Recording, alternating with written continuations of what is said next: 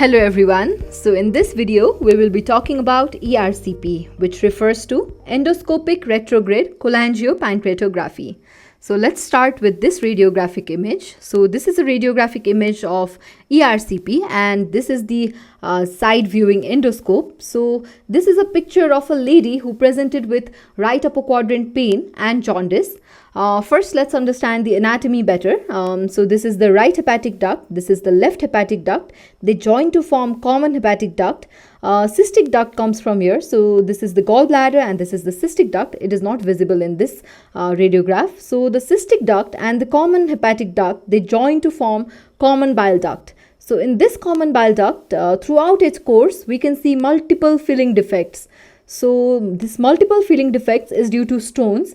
So this is a typical radiographic image of choledocholithiasis, as it is evident from the history as well, as the lady, she presents with right upper quadrant pain and jaundice, which is typical of choledocholithiasis. So to understand the anatomy better, let's look at this diagram. So this is the right hepatic duct, this is the left hepatic duct. They join to form common hepatic duct.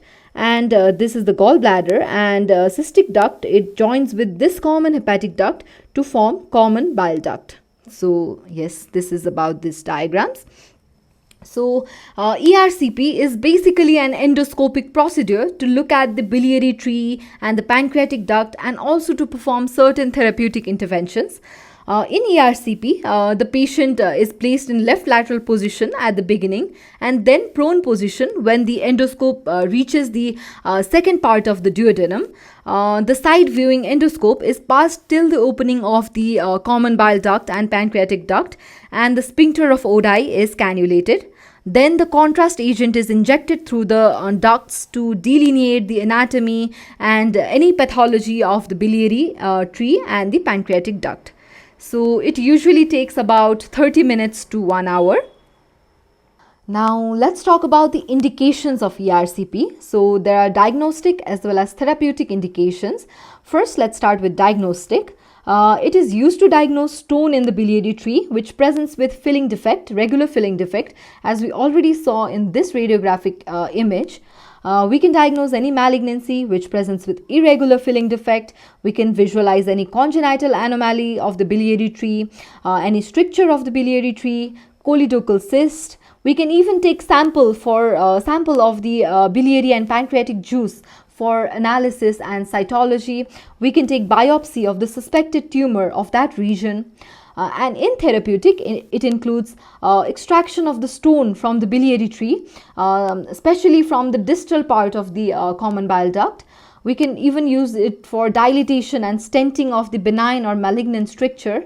It is used in endobiliary stenting in obstructive jaundice, especially in those patients awaiting surgery who have intractable itching due to the bile salts in obstructive jaundice. So it is also used in nasobiliary drainage in case of acute cholangitis and also used to drain the pancreatic pseudocyst. Now let's talk about the complications of ERCP. So there are early as well as late complications. Let's start with early. So bleeding. So bleeding is more common with the therapeutic interventions that are done with the ERCP.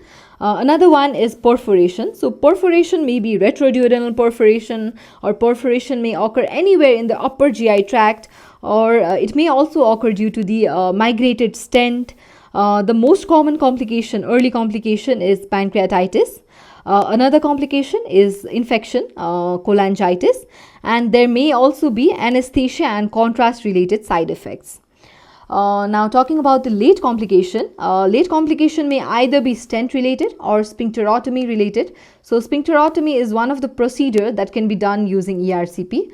The stent related complications include blockage, migration of the stent, and perforation due to the migration of the stent. Sphincterotomy related complications include restenosis, pigment stone formation due to infection, and recurrent pancreatitis. Diagnostic ERCP is not used nowadays due to the availability of MRCP. So MRCP refers to magnetic resonance cholangiopancreatography, and there are certain advantages of MRCP over ERCP. So contrast agent is not used in MRCP. So hazards associated with contrast is avoided in MRCP. MRCP is a non-invasive procedure, so the complications associated with invasive procedure like ERCP, such as bleeding, perforation, pancreatitis, is avoided. Accurate anatomy above and below the level of obstruction can be visualized using MRCP, and it is also more cost effective than ERCP. So due to these advantages, MRCP is preferred. So these are my references, and I hope you enjoyed today's video and you learned something from it. Thank you for watching, and I will see you in the next one.